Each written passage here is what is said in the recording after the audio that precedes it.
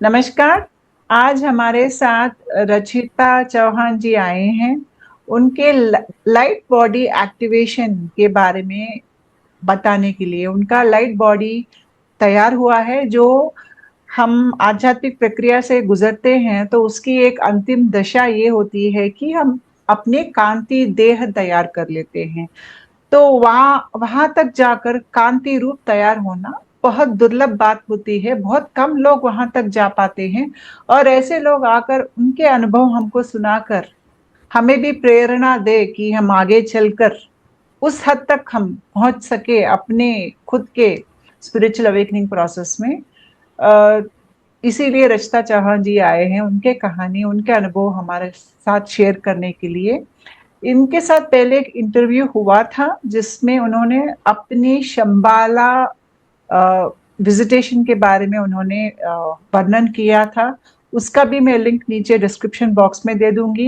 इन्होंने इंग्लिश में एक बुक लिखा है जिसमें उन्होंने अपने लाइट बॉडी एक्टिवेशन की अनुभव जो है वो सब उसमें दिए हैं। वो चिन्ह जो हो उन्होंने देखा है, उनकी प्रक्रिया कैसे आगे गई है, क्या क्या चीज उन्होंने उन्होंने इस दौरान अनुभव किया, सब उस बुक में है। उस बुक का लिंक भी मैं डिस्क्रिप्शन बॉक्स में दे दूंगी। तो आज रचिता जी आए हैं कुछ मुख्य विषय जो उनके आध्यात्मिक प्रक्रिया के साथ जुड़े हुए हैं उनका वर्णन करने के लिए। जब ये कांति देह तैयार हो जाता है तो हमें मोक्ष मिल जाता है। अभी हम फिर से पृथ्वी पर एक और शरीर में पैदा होने की जरूरत नहीं पड़ती है। हम ये कांति रूप में कांति लोक को जाते हैं, यानी कि शंबाला। वहां पे हम अपने गुरु के समक्ष में हम और आगे आध्यात्मिक रूप से बढ़ सकते हैं। Thank you Rachita ji and welcome ji. Thank तो यू श्वेता जी। आप पिछले बार शंबाला गए थे, वहां पर आपका पहला इंटरव्यू रुक गया था।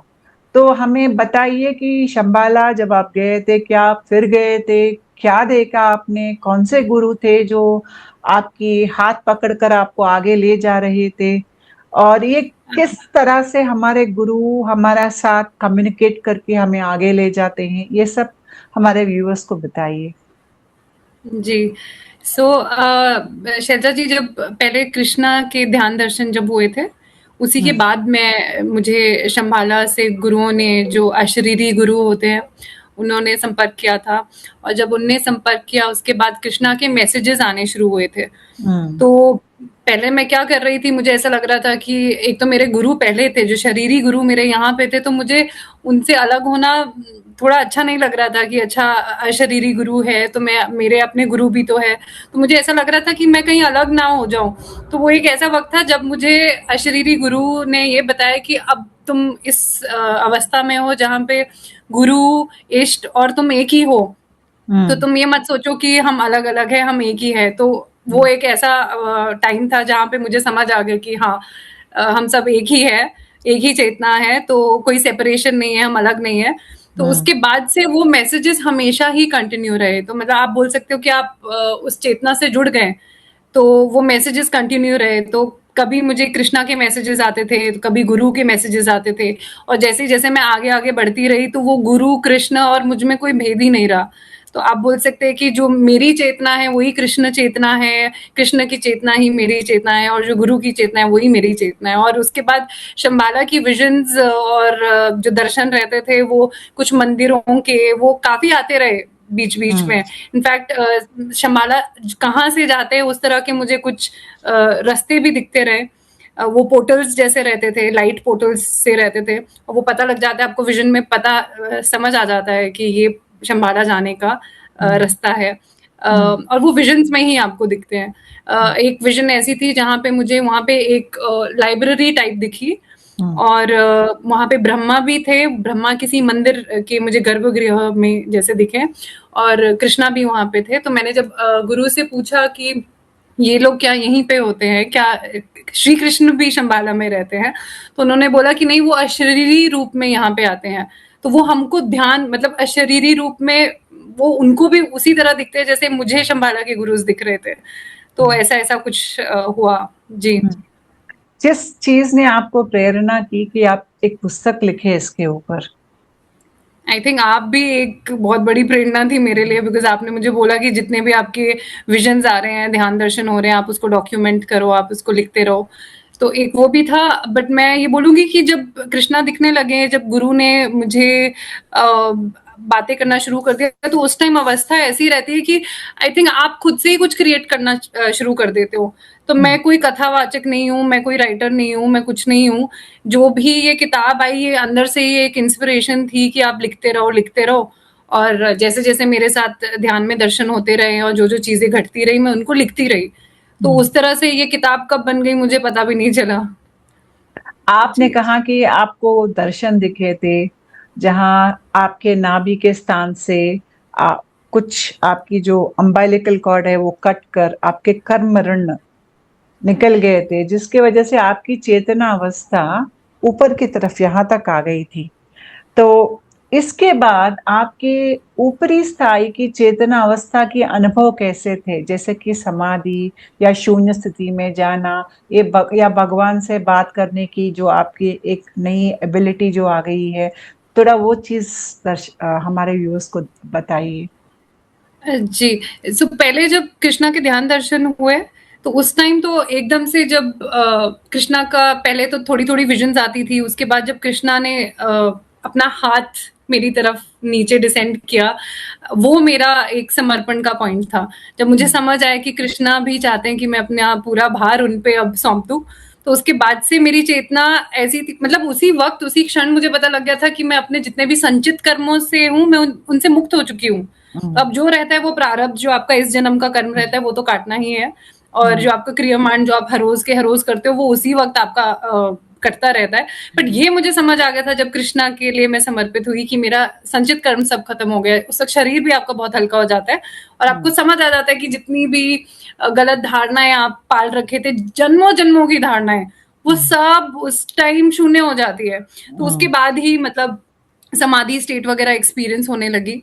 हुँ, और जब कृष्णा बातें करने लगे तो विजन्स का एक अलग, ध्यान दर्शन का एक अलग एक्सपीरियंस था। उसके बाद गुरुओं से, अशरीरी गुरु से बात करने का, कृष्णा से बात करने का वो एक्सपीरियंस अलग था।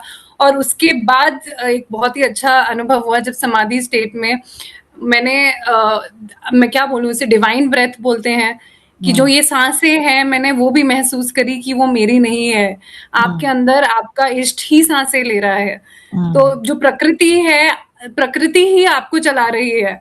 हम हुँ, सोचते हैं कि ये मैं शरीर हूँ और सांसें मैं ले रही हूँ, मेरे जितने भी ऑर्गन्स हैं मैं उसके बल पे चल रही हूँ। नहीं, आप, भगवान आपके अंदर सांस ले रहे हैं, वही हुँ, आपको चला रहे हैं, आपकी सांस भी आपकी नहीं है।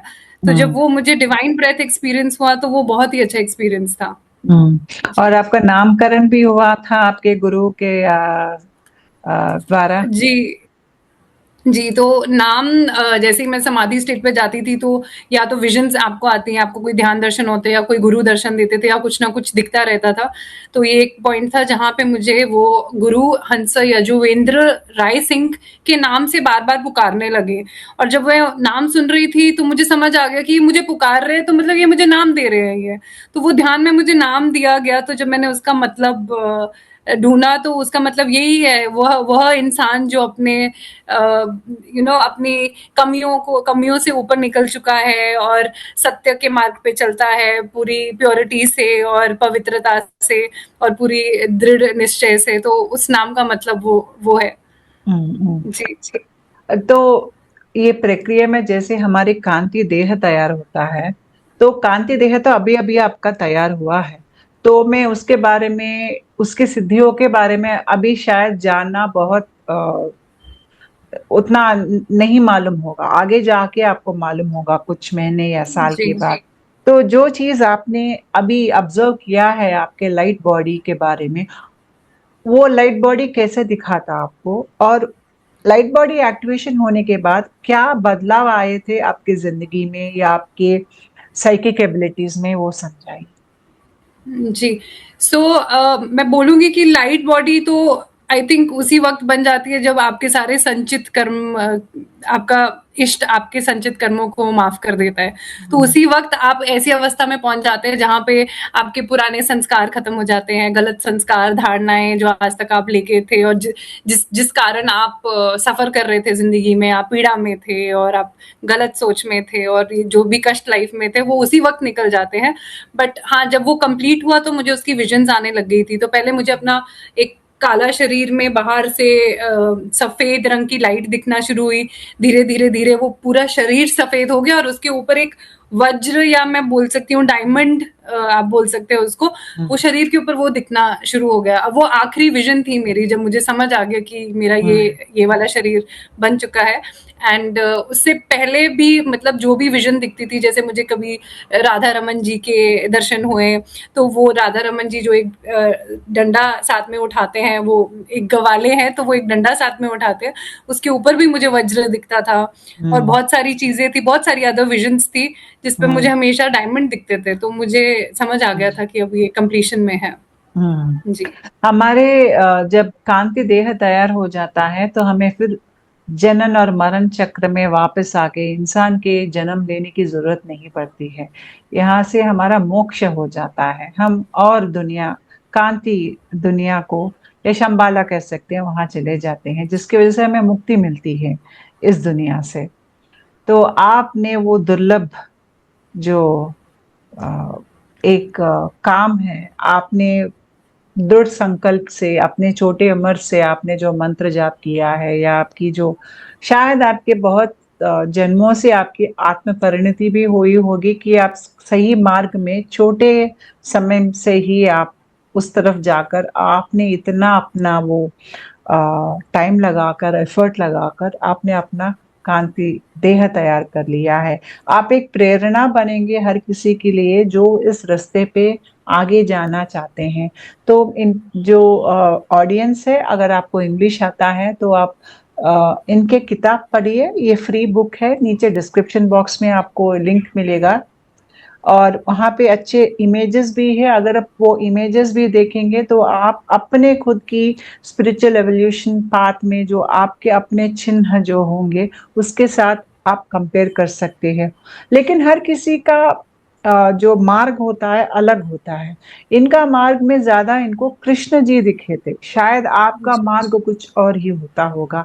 लेकिन बहुत सारे लोगों का ऐसा मार्ग होता है जहां पर वो कृष्ण जी को देखते हैं, भगवान को, और यहीं पे इनका हार्ट अवेकनिंग होता है। तो आपका जो हार्ट अवेकनिंग है वो किस तरह हुआ था? शैलजा जी, जब स्टार्टिंग में मैंने आपको बोला कि ऊर्जा मुझे ऊपर से आई है, तो मतलब मेरी कुंडलिनी अवेकनिंग नहीं है, तो मैं बोल सकती हूँ टॉप कृपा डाउन हुई है। है। हाँ, और मेरा मार्ग क्योंकि मैं निराकारी मार्ग से आती हूँ, तो मैं अपने गुरु को ही इष्ट मानती थी। तो मैं गुरु पे पूरी तरह से समर्पित थी। तो ये बोला भी जाता है कि गुरु ही भगवान तक पहुंचाता है। तो गुरु को इतनी समर्पित थी कि भगवान मिल जाएंगे ये तो सोचा भी नहीं था कि मेरी इतनी हैसियत है कि भगवान प्राप्ति हो जाती है। ये मुझे पता भी नहीं था। मुझे ये पता था कि निराकार फेथ में आपको ये बताया जाता है कि उस अवस्था तक आप पहुंचेंगे जहां पे परम आनंद है। अब परम आनंद किससे होगा वो मुझे खुद भी नहीं पता था। मैं खाली अपने गुरु के वचनों पे चलती थी। गुरु की शिक्षा क्या रहती है, सब में भगवान देखो। तो उस चीज में इतना ही ज्यादा मैं डूब चुकी थी कि मुझे ऐसा लगता था कि मेरे को अपना दिल इतना पवित्र करना है, मुझे अपना दिल इतना अच्छा करना है। और सरेंडर और समर्पण का पॉइंट भी वो था जब मुझे ऐसा लगता था कि मैं अपने गुरु जैसे क्यों नहीं बन पा रही हूँ, क्योंकि गुरु में इतनी खूबियां थी। और ऐसा लगता था कि मुझे बिल्कुल गुरु की जैसे बनना है, कि वो गुरु की आवाज मेरी आवाज बनते मैंने देखा। थोड़ी थोड़ी चीजें होती रही कि ऐसा लग रहा था कि हाँ मैं भी अपने गुरु की जैसे बन रही हूँ। बट एक पॉइंट ऐसा है जहां पे मुझे लगा कि गुरु जैसा मैं नहीं बन पा रही हूँ, अभी मैं क्या करूं। तो मैंने भगवान को समर्पण कर दिया, जो ऊर्जा, हाईएस्ट ऊर्जा थी। और पहली बार शायद मेरे मन से भगवान का शब्द भी निकला, क्योंकि मैं गुरु समर्पित थी। तो जब भगवान पे समर्पित हुई तो फिर वो दिल दिल पे आप बोलते ना, बोल सकते हैं हार्ट चक्र अवेकनिंग, या आपके हृदय की अवेकनिंग हुई। तो वहां पे मुझे कृष्ण मिले और उनने मुझे मतलब आगे का रास्ता दिखाया। जी, thank you very much. Thank you Shailaja ji.